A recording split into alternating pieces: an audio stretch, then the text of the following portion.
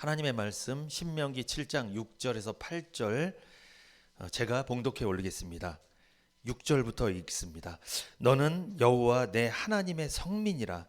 내 하나님 여호와께서 지상 만민 중에서 너를 자기 기업의 백성으로 택하셨나니 여호와께서 너희를 기뻐하시고 너희를 택하심은 너희가 다른 민족보다 수요가 많은 연고가 아니라 너희는 모든 민족 중에 가장 적으니라. 여호와께서 다만 너희를 사랑하심을 인하여 또는 너희 열조에게 하신 맹세를 지키려 하심을 인하여 자기의 권능의 손으로 너희를 인도하여 내시되 너희를 그 종 되었던 집에서 애굽 왕 바로의 손에서 속량하셨나니. 아멘. 이스라엘을 택하신 이유라는 제목입니다.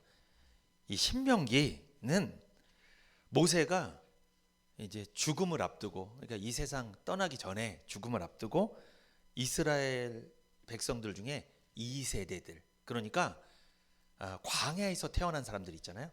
그 2세대들이 가나안 땅에 들어가기 전에 그들에게 준 말씀이 신명기입니다. 신명기는 모세의 유언입니다. 그리고 2세대들에게 주는 교훈의 말씀이에요. 신명기를 좀 전체적으로 보면 이스라엘 백성들 1세대 있죠. 애굽 땅에서 종살이하다가 출애굽했던 2세대들의 부모님들 있잖아요. 그 1세대에게 전했던 말씀들이 많이 되풀이되고 있어요. 그러니까 모세가 광야 생활 중에 했던 말씀을 또 하는 거예요. 이게 신명기입니다. 되풀이. 왜 되풀이했을까요? 가나안 땅에, 약속의 땅에 들어가도 너희들이 이 말씀을 잊어서는 안 된다는 거죠.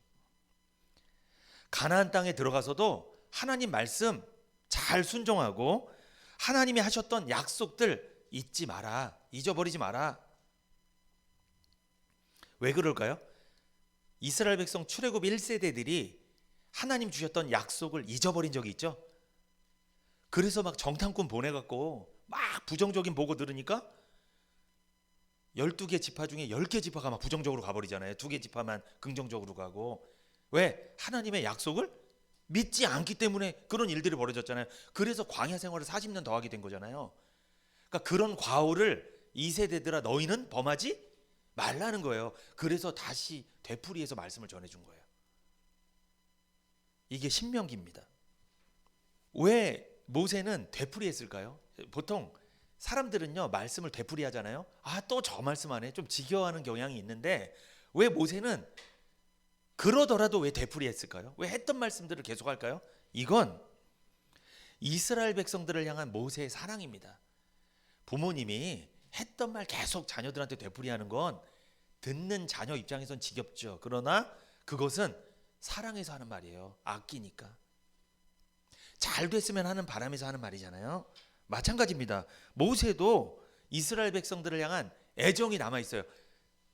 이제 이 세상을 떠나야 돼. 천국을 가야 돼요. 이제는 얼마 남지 않았어요. 얼마 남지 않은 시간에 그들에게 말씀을 전해준 거예요. 너희가 이런 삶을 살았으면 좋겠다. 하나님 주셨던 약속 절대 잊어버려서는 안 된다. 말씀에 순종해야 된다. 이 부탁을 한 겁니다. 근데 모세가 이스라엘 백성들을 사랑해서 말씀을 되풀이했잖아요. 이건 누구의 마음을 대변한 거예요? 하나님이 이스라엘 백성들을 사랑하기 때문에 모세를 통해 이렇게 말씀을 되풀이하신 거예요. 여기서 우리가 적용해야 될 거, 목회자가 가끔은 예전에 했던 말씀인 것 같은데 또 하는 것 같아요. 그 왜 그런 거예요? 그게 사랑하니까 한 거라고 믿으시면 됩니다.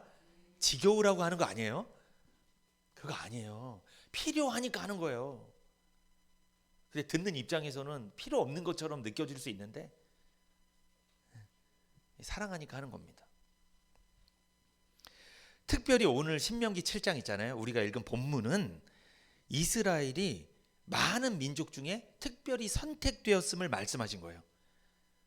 이스라엘 백성들이 하나님께 얼마나 사랑받는 존재인지를 깨닫게 하려고 오늘 말씀을 전해주신 거예요. 그러니까 이스라엘 백성들의 정체성을 살려주기 위해서.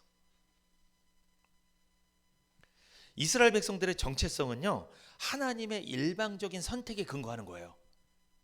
그러니까 하나님이 일방적으로 선택을 했기 때문에 그들이 하나님의 백성이 되었다는 거지, 그들의 어떠함 때문에 된 게 아니라는 거죠.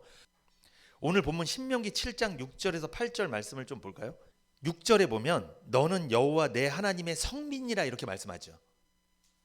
하나님께서는 이스라엘 백성에 대해서 뭐라고 말씀하세요? 너는 하나님의 성민이라. 우리 성민이 있잖아요. 이름 참 좋은 거예요. 성민이가 이름 좋은 이름이에요. 이스라엘아, 너희들은 하나님의 성민이다. 이것은 거룩한 백성이란 뜻이에요. 거룩하다는 것은 같이 있었던 것에서 구별됐다는 거예요. 특별히 구별됐다. 이게 거룩한 백성, 성민. 결국 이스라엘 백성들은 하나님에 의해서 구별됐다라는 거예요. 그게 성민입니다. 구별된 백성. 시편 135편 4절을 우리 같이 한번 읽어볼까요? 시작. 여호와께서 자기를 위하여 야곱 곧 이스라엘을 자기의 특별한 소유로 택하셨음이로다. 아멘. 여호와께서 누구를 위하여? 자기를 위하여 야곱 곧 이스라엘을 자기의 특별한 소유로 택하셨다. 야곱이 이스라엘이란 이름을 받죠. 승리자의 이름을 받잖아요. 야곱이 이스라엘이에요. 이스라엘 백성들의 조상이잖아요, 야곱이. 그러니까 하나님께서 이스라엘 백성들을 자기의 소유로 택하셨다. 여기서 소유란 말이 있죠. 보시면 소유, 이것은 무슨 뜻이냐면 보석 같은 귀한 존재, 이런 뜻이에요. 그게 소유입니다. 너무 아끼는 존재, 소중한 존재, 그것을 소유라고 합니다. 보석 있잖아요. 그거 신발장에 보관하시는 분이 있어요? 아니죠. 보석은 어디다 보관해요? 금고 아니면 잘 안 보이는 곳에 보관하죠. 보석은 일반 물건들이랑 같이 보관해요? 따로 보관해요? 따로 보관하지 않습니까? 너무나 아끼고 소중한 것은 따로 보관하는 거예요. 구별하는 거예요. 이것처럼 하나님은 너는 나의 소유다. 이게 뭐야? 너는 나의 보석이다. 내가 아끼는 존재다. 그러니까 너희들은 세상 사람들이랑 같이 있으면 안 돼. 내가 따로 보호할 거야. 따로 보관할 거야. 여러분, 이렇게 하나님께 예배할 때는 이렇게 예배에 오셔야 돼요.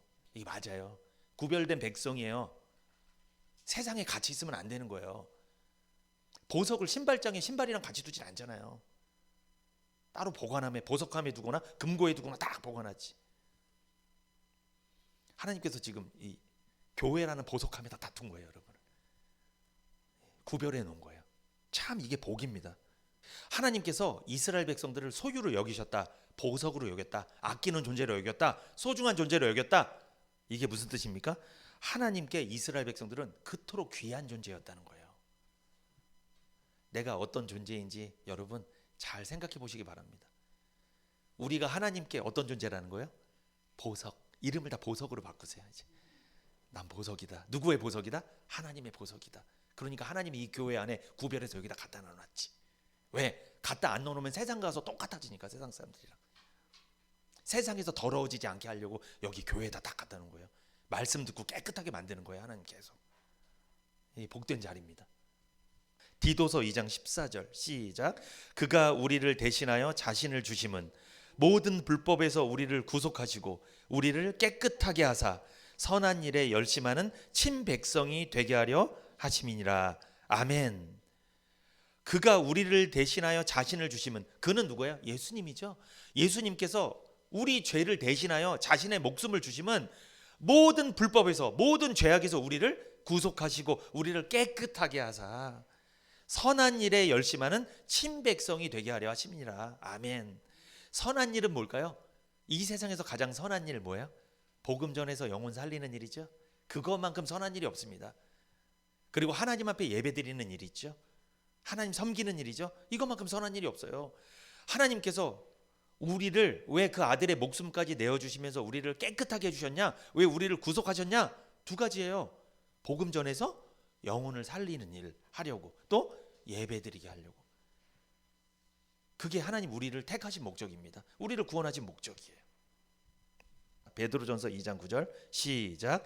오직 너희는 택하신 족속이요 왕같은 제사장들이요 거룩한 나라요 그의 소유된 백성이니 이는 너희를 어두운 데서 불러내어 그의 기이한 빛에 들어가게 하신 자의 아름다운 덕을 선전하게 하려 하심이라. 아멘.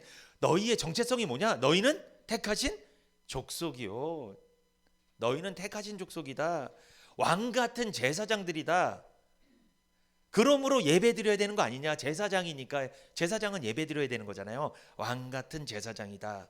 거룩한 나라다. 거룩, 구별된 백성들이다. 하나님께서 아끼고 소중히 여기는 보석들이다. 거룩한 나라다. 그의 소유, 여기도 소유 나오죠. 이 소유도 보석이라는 뜻이에요. 똑같은 뜻이에요. 아까 그 시편 135편 4절에 소유 같은 뜻입니다. 그의 소유된 백성이니 이는 너희를 어두운 데서 불러내어 혼돈과 흑암과 공허 중에 불러냈죠. 구원받기 전에 우리 상태들이잖아요. 어두운 데 있었던, 죄악 속에 있었던 우리를 불러내서 그의 기이한 빛에 들어가게 하신, 기이한 빛은 예수님이잖아요. 예수님 생명의 빛이시잖아요.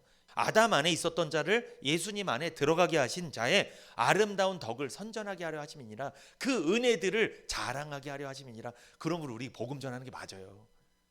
어두운 데서 하나님께서 불러냈어. 그래서 구원받게 했어. 생명의 빛을 비춰주셨어. 그럼 이거 자랑해야죠. 그 아름다운 덕을 선전해야죠. 신명기 7장 6절에 너는 여호와 내 하나님의 성민이라. 내 하나님 여호와께서 지상 만민 중에서 너를 자기 기업 백성으로 뭐였다? 택하셨나니. 아니 민족이 이 세상에 그렇게 많은데 하필 왜 이스라엘 백성들을 골랐을까? 왜 이스라엘 백성들을 택했을까? 우리로 적용하면 이 세상에 많은 사람들이 있는데 왜 하필 나냐 이거예요. 왜 나를 구별해서 교회로 데려왔냐는 거예요. 왜 나를 구별해서 복음을 들려주시고 구원받게 했냐는 거예요. 그 이유에 대해서 오늘 좀 살펴보려고 합니다. 오늘 설교 제목이 뭐예요? 이스라엘 백성을 택하신 이유. 우리로 적용하면 나를 택한 이유. 이걸 발견하셔야 돼요. 이스라엘 백성들을 택한 이유를 살펴보면서 아 나를 그래서 택한 거구나를 발견하시면 됩니다. 신명기 7장 7절은 이렇게 말씀하죠. 여호와께서 너희를 기뻐하시고 너희를 택하신 이유는 빨간색 글자 한번 읽어보세요. 시작. 너희가 다른 민족보다 수요가 많은 연고가 아니라 너희는 모든 민족 중에 가장 적으니라. 이스라엘 백성들아, 하나님께서 너희를 택한 이유는 너희가 다른 민족보다 인구수가 많아서가 아니다. 그게 아니라는 거예요. 수요가 많아서가 아님을 말씀하셨죠.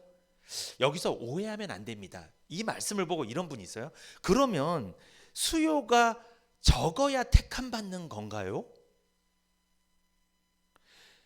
그러면 돈이 많은 사람은 천국에 못 가는 건가요? 돈이 없는 사람만 천국 가는 건가요? 라고 생각할 수 있어요. 이 말씀을 보면 단순히 그냥 문자적으로 보면 아니 수요가 많은 사람 택하지 않는다니까. 수요가 적어야 택한다는 뜻으로 보여지니까 그 뜻이 아닙니다. 수요가 많든 적든 택하심은 하나님 주권 아래 있다는 말씀이에요. 이 뜻은 수요가 많아도 택함을 받을 수 있다란 뜻이에요. 해석을 잘 하셔야 돼요. 수요가 많든 적든 택함 받는 조건이 되지 않음을 말씀한 거지, 수요가 적다고 택함 받고 수요가 많다고 택함 받지 못한다는 의미가 아닙니다. 해석을 잘해야 돼요. 이스라엘이 작은 민족이고 작은 나라였음에도 불구하고 택하셨다는 뜻이지. 여쭤볼게요. 만약에 이스라엘이 민족수가 많고 나라가 커도 택했을까요? 안 했을까요? 택하셨어요. 하나님 하시면 해요. 이게 무슨 뜻이냐? 조건을 보지 않는다는 거죠. 그러니까 조건을, 그 사람의 어떠한 됨됨이를 보지 않는다는 거예요. 하나님이 택하실 때는.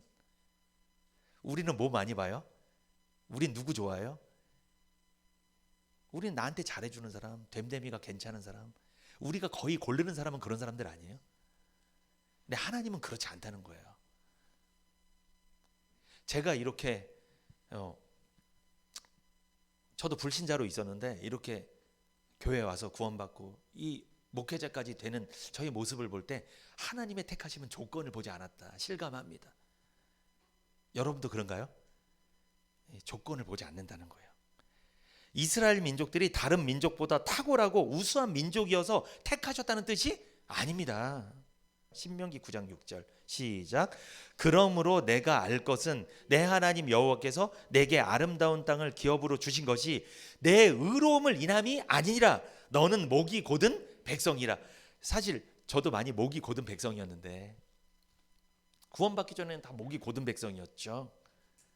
그러니까 이스라엘 백성들에게 하나님 말씀하십니다. 너희들 분명히 알아야 된다.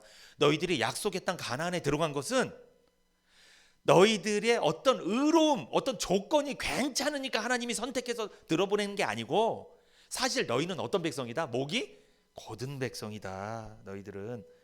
목이 곧은 백성이 무슨 뜻일까요? 제가 공동번역 성경을 좀 찾아왔어요. 거기 보시면 제가 읽어드릴게요. 행여나 너희가 착하기 때문에 너희 하나님 여호와께서 이 기름진 땅을 너희에게 주시는 줄로 알지 말아라. 사실 너희는 고집이 센 백성이다. 목이 곧은 백성이 무슨 뜻이라고요? 고집 센 백성이에요. 고집. 저도 하나님 만나기 전에는 고집 센 사람이었죠. 제 뜻대로 하고 제 생각대로 하고 그런 인생이었죠. 이게 목이 곧은 백성이에요. 구원받고 나서도 그럴 때가 있잖아요. 목이 곧을 때가 있어요. 고집이 셀 때가 있죠. 이스라엘 백성들도 그렇다는 거예요. 겸손해야 되겠죠. 그래서 내가 뭔가 잘해서 하나님이 이렇게 약속을 응답해 주신 게 아니구나. 그게 아니구나. 내 의로움 때문에 아니구나. 내가 뭐 잘나서가 아니구나.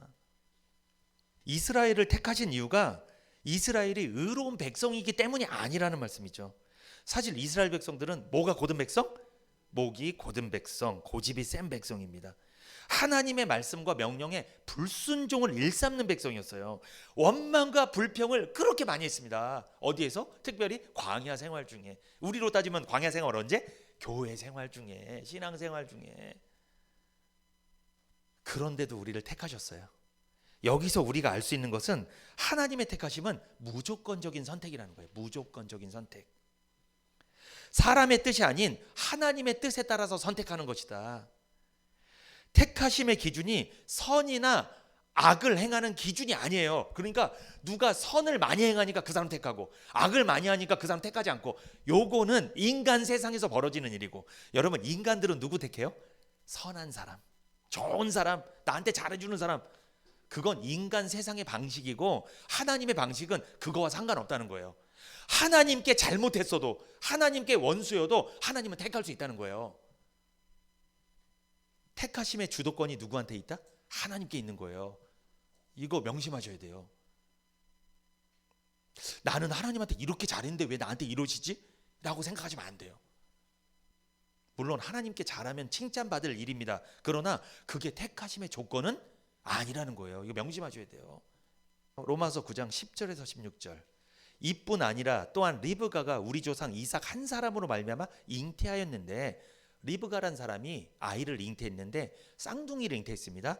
근데 11절, 그 자식들이 아직 나지도 아니하고 무슨 선이나 악을 행하지 아니한 때에 택하심을 따라 되는 하나님의 뜻이 행위로 말미암지 않고, 야곱과 에서가 뱃속에 들어있었어요. 쌍둥이가. 그런데 뱃속에 들어있으니까 그 자식들이 아직 나지도 아니하고 무슨 선이나 악을 행하지 아니한 그때 이미 정해졌다는 거예요. 이미.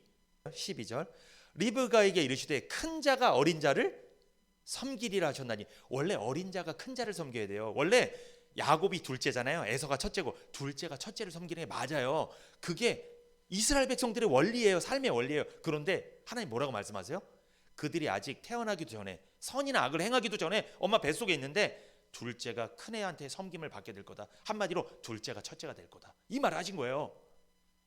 13절에 기록된 바 내가 야곱은 사랑하고 에서는 미워하였다. 야곱이 하나님께 사랑받을 짓을 한 적이 없어. 뱃속에 있는데. 근데 이미 하나님은 정했어. 뭐라고? 내가 야곱은 사랑하고 에서는 미워했다. 이게 참, 이 말씀이 불신자가 들으면, 세상 사람들이 들으면 좀 냉정한 말씀이에요. 이게 어떻게 보면 정해진 거면 그러면 나는 진짜 냉정하게 들릴 수 있어요. 그런데 이게 구원받은 사람, 특별히 택함 받은 사람이 들으면 그렇게 따뜻할 수가 없어. 이게 이 말이 또 나 같은 사람 택하신 게 대단한 일이었구나. 이게 엄마 뱃속에 있는데 이미 정해진 거구나. 와, 이거 14절 이렇게 말해요. 바울이 그런즉 우리가 무슨 말 하리요? 무슨 말 하겠냐는 거예요. 하나님이 그렇게 해버리셨는데 어떻게 무슨 말 하겠냐는 거예요. 하나님께 불의가 있느냐? 그럴 수 없느니라. 모세에게 이르시되 내가 긍휼히 여길 자를 긍휼히 여기고 불쌍히 여길 자를 불쌍히 여기리라 하셨나니, 그런즉 원하는 자로 말미암음도 아니요 다른 박지라는 자로 말미암음도 아니다. 오직 긍휼히 여기시는 하나님으로 말미암는다.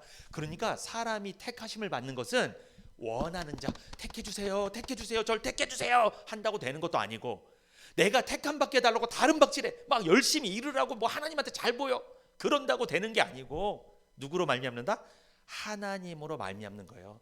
하나님이 긍휼히 여길 자 긍휼히 여기고 미워하는 자 미워하는 거고, 그걸 우리가 어떻게 조절하겠냐는 거예요. 하나님이 그렇게 하시는데.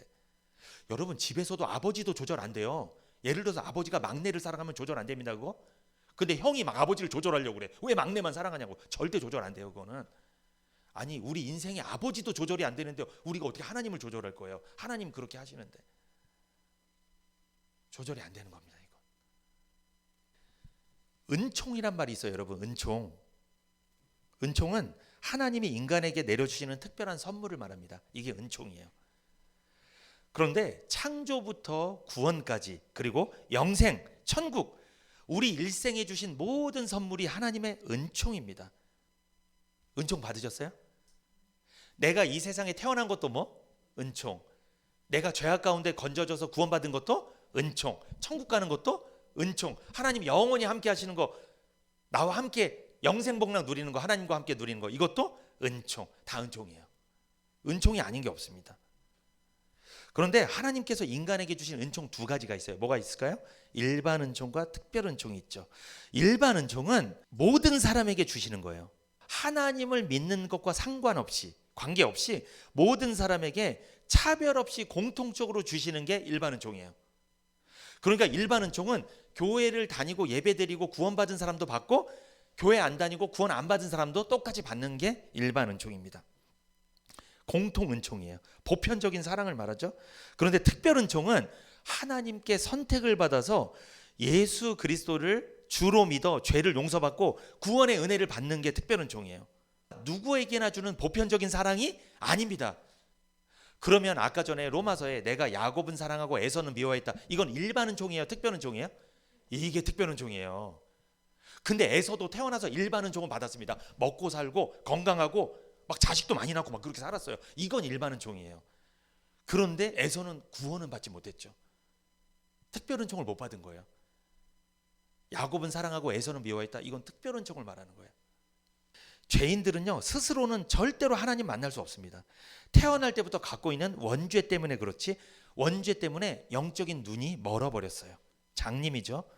그래서 영적 소경이 되어버린 죄인들은 스스로 구원을 못 받기 때문에 하나님이 도와주셔야 돼요. 그래서 하나님이 자기 자신을 드러내셨어요. 이것을 계시라고 말합니다.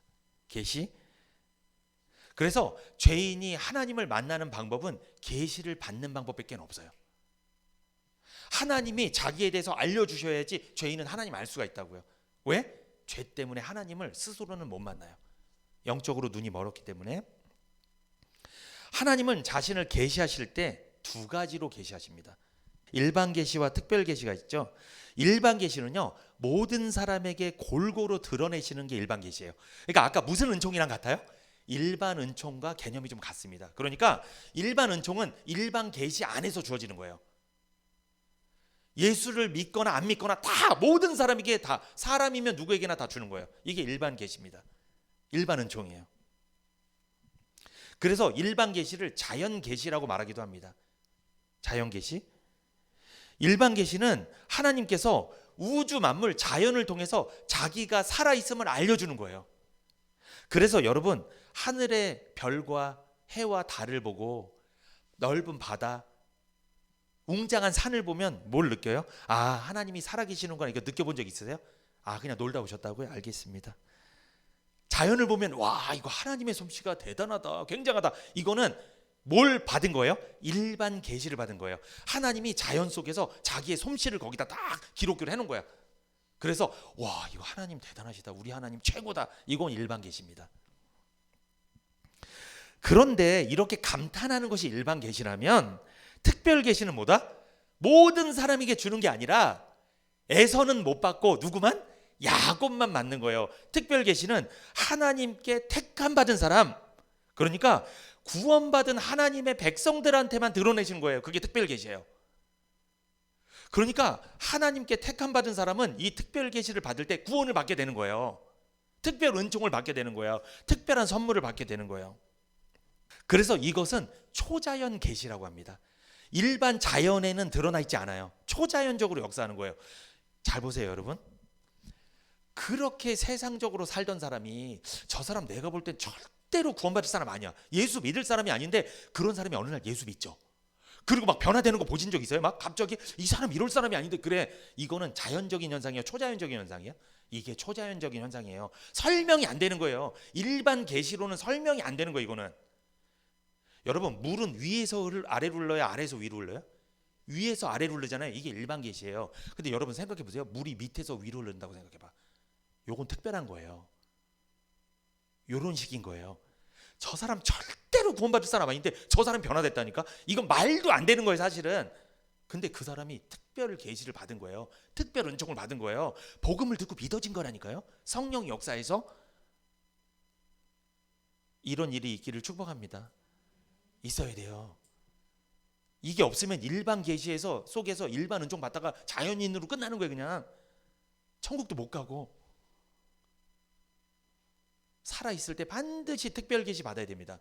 특별 은총 받아야 돼요. 일반 계시는요, 하나님을 드러내고 하나님이 살아계신다 정도는 알려줘요. 일반 계시는 그 정도 역할은 해. 그런데 일반 계시가 사람을 구원시킬 순 없습니다. 그래서 하나님이 그 부족함을 아시고 특별 계시를 보내주신 거예요. 일반 계시로는 불충분하기 때문에 하나님이 특별 계시를 주셨는데 그 특별 계시가 뭐냐? 두 가지가 있습니다. 바로 예수 그리스도와 성경 말씀입니다. 이게 특별 계시예요. 요한복음 1장 14절. 말씀이 육신이 되어 우리 가운데 거하심에 우리가 그 영광을 보니 아버지의 독생자의 영광이요 은혜와 진리가 충만하더라. 아멘. 말씀이 육신이 되어 우리 가운데 거하심에 누구 이야기죠? 이게 예수님에 대한 이야기죠. 말씀이 육신이 되어 우리 가운데 오신 분이 예수님이죠. 예수님은 하나님이 사람으로 오신 분이 예수님이에요. 그렇기 때문에 예수님을 보면 누구를 알 수 있다? 하나님에 대해서 알 수 있는 거예요. 그래서 예수를 믿으라는 말은 누구다? 결국 예수를 믿으면 누굴 믿게 된다는 거예요? 하나님을 믿게 된다는 거예요. 그런데 예수를 믿지 않으면 하나님을 믿지 않는 거예요. 그것은. 왜? 말씀이 육신이 되어 우리 가운데 거하심에 하나님이 말씀으로 세상을 창조하신 하나님이 세상에 사람으로 오셨기 때문에 그 예수님이 하나님을 대변하는 거예요. 증거하는 거예요. 하나님. 예수님은 하나님 자체예요. 예수님을 통해 우리는 하나님에 대해 알 수 있다는 거죠. 우리가 그 영광을 보니 아버지의 독생자의 영광이요 은혜와 진리가 충만하더라. 아멘. 그러므로 예수님은 성육신 하셨잖아요. 하나님이 사람으로 오셨잖아요. 그렇기 때문에 예수님은 최고의 특별 계시예요. 그래서 예수님에 대해서 소개를 받고 그 예수님을 통해 구원받은 사람은 특별 계시를 받는 거예요. 예수님이 특별 계시니까. 요한복음 5장 39절 시작. 너희가 성경에서 영생을 얻는 줄 생각하고 성경을 상고하거니와 이 성경이 곧 내게 대하여 증거하는 것이로다. 아멘. 구약에 보면 성막이 있었잖아요. 성막에서 양을 제물로 잡아서 피를 뿌리고 태워서 번제를 드리고 화목제를 드리고 해서 제사 드리고 하나님께 죄를 막 용서받았잖아요. 여러분, 구약에서 희생제물이 되어서 죽었던 그 어린 양들은 누구를 상징하는 걸까요? 예수님을 상징하잖아요. 그리고 성막 자체가 다 누구를 상징하는 거예요? 거기에 있는 기구 하나하나 다, 도구 하나하나가 다 예수님을 상징하는 거예요. 그래서 하나님은 구약에, 옛날 성경에 예수님을 알 수 있는 장치들을 다 만들어 놨어요. 그렇게 장치들을 만들어 놨음에도 사람들이 못 알아차려. 그렇게 오랫동안 예배를 드리고 제사를 드리는데도. 그래서 하나님 직접 내려와 버렸어, 이 세상에. 왜? 자기에 대해서 직접 알려주려고. 그게 누구예요? 예수님이에요. 그래서 예수님 자체가 특별 계시예요. 예수님 자체가 특별 은총이라는 거죠. 예수님 자체가. 그런데 하나님께서 예수님을 보내주시기까지 했는데 그것도 모자라서 이것까 보내주셨음에도 하나님이 확실하게 구원을 받게 하기 위해서, 특별 은총을 받게 하기 위해서 어떻게 하셨냐? 수많은 사람들이 구원을 받기 쉽게 하려고 그걸 언어로 기록했어요. 언어로. 예수님에 관한 말씀을 언어로 기록해서. 언어로. 그게 뭐예요? 우리가 보는 성경입니다. 그러므로 성경의 주제는 누구예요? 성경의 주제는 예수님이에요.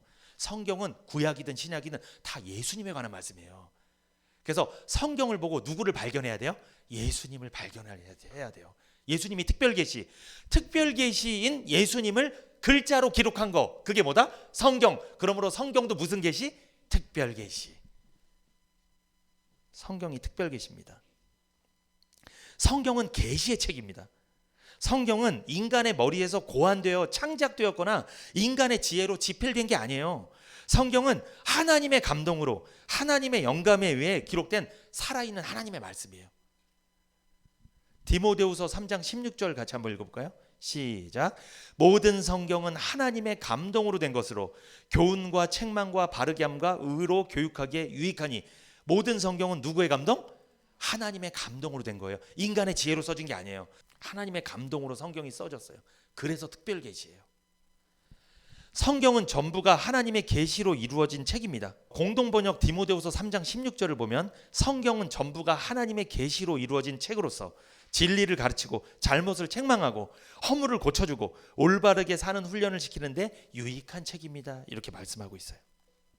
안타깝게도 여전히 세상에 많은 사람들은요, 하나님의 일반 계시만 받고 살아갑니다. 일반 은총은 일반 계시 영역에서 주어진다고 그랬잖아요. 일반 은총 뭐예요? 그냥 먹고 사는 거, 건강하게 사는 거, 자식 낳고 사는 거. 그러니까 지금 세상에 많은 사람들이 그건 누리고 있어요. 일반 계시로 주어졌으니까, 일반 은총이 주어졌으니까. 그런데 특별 은총은 특별 계시 영역에 속한다고 그랬잖아요. 세상에 특별 계시를 받고 특별 은총을 받은 사람은 드뭅니다. 이게 무슨 뜻이에요? 구원받은 사람이 많지는 않다라는 거예요. 일반 계시, 일반 은총 받은 사람이 더 많다는 거예요. 만약에 일반 계시와 일반 은총만 알고 하나님을 만날 수 있다면 성경은 필요해, 안 필요해? 안 필요하죠. 왜?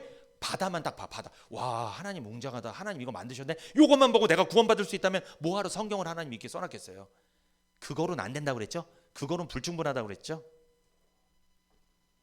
일반 계시를 통해서, 일반 은총을 통해서는 하나님을 자세히 알 수 없고 하나님을 만날 수도 없어요. 어렴풋이 하나님에 대해서 그냥 알게만 될 뿐이지.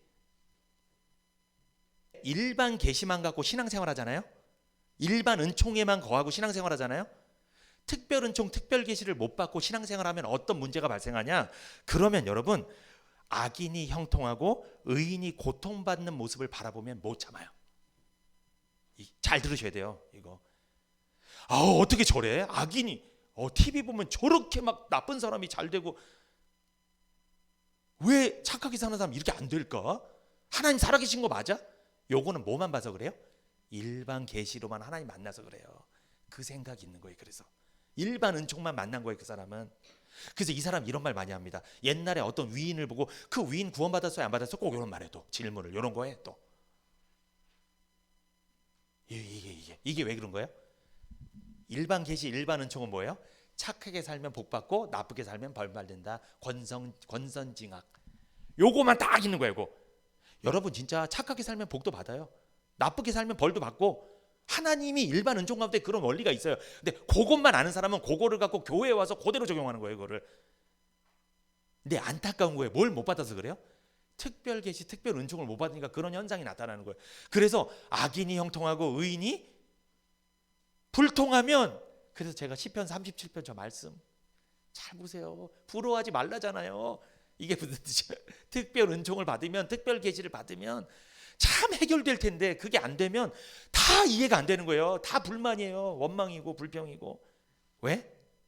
죄인이어서 그래. 첫 번째 죄인이기 때문에, 영적으로 눈이 멀었기 때문에, 또 일반 계시로만 하나님 만나서 그런 현상이 나타나는 거예요.